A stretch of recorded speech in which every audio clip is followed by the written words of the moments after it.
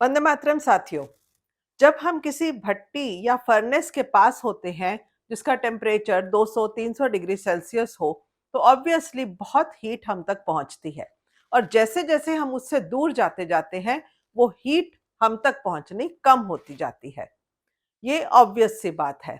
लेकिन हमारे ब्रह्मांड में कौन सी ऐसी चीज है जो इस लॉजिक को नकारती है?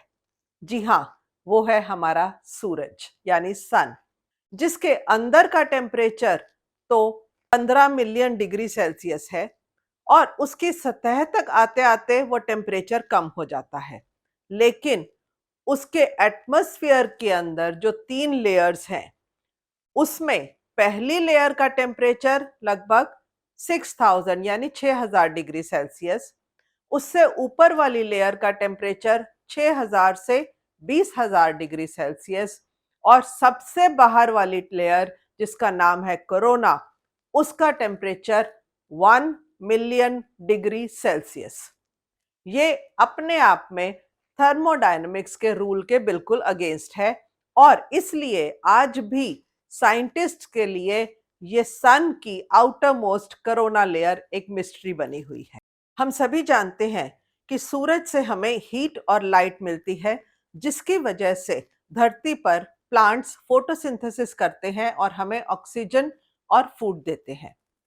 लेकिन सूरज से और भी बहुत सारी रेज और रेडिएशंस निकलती हैं, जैसे ultraviolet rays, infrared rays, X rays, radio waves etcetera, जो हमारे लिए बहुत ही खतरनाक और हार्मफुल है।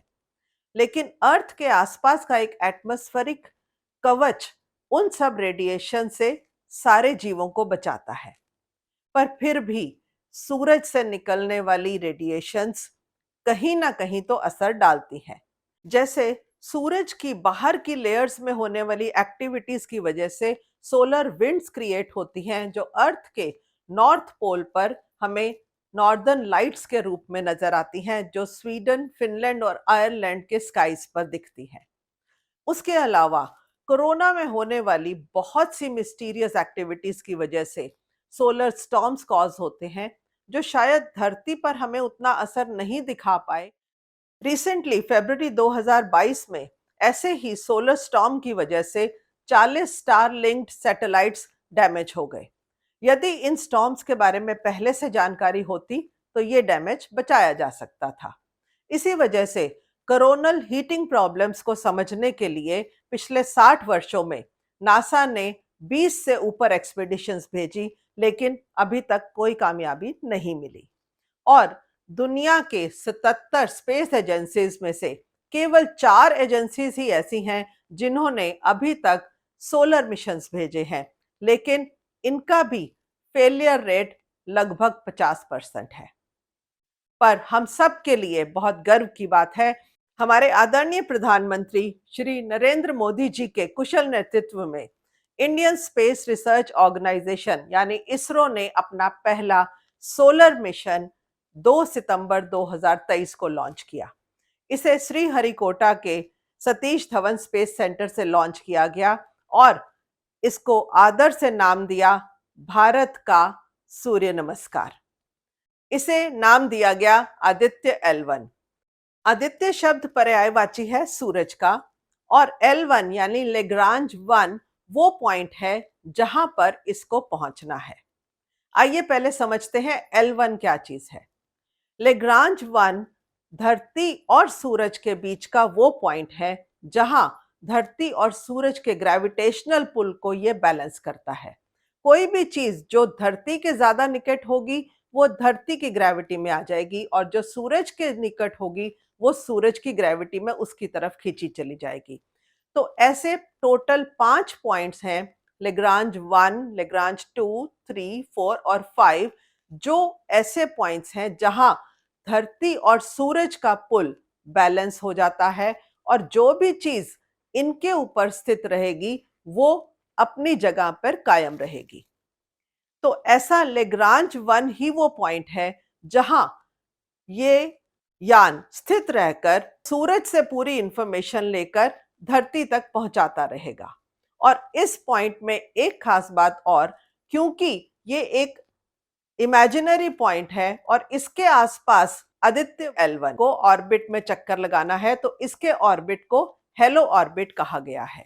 ये अपने आप में एक बहुत बड़ी कामयाबी है इसरो के लिए भी और हम सब के लिए बहुत बड़े गर्व की बात है।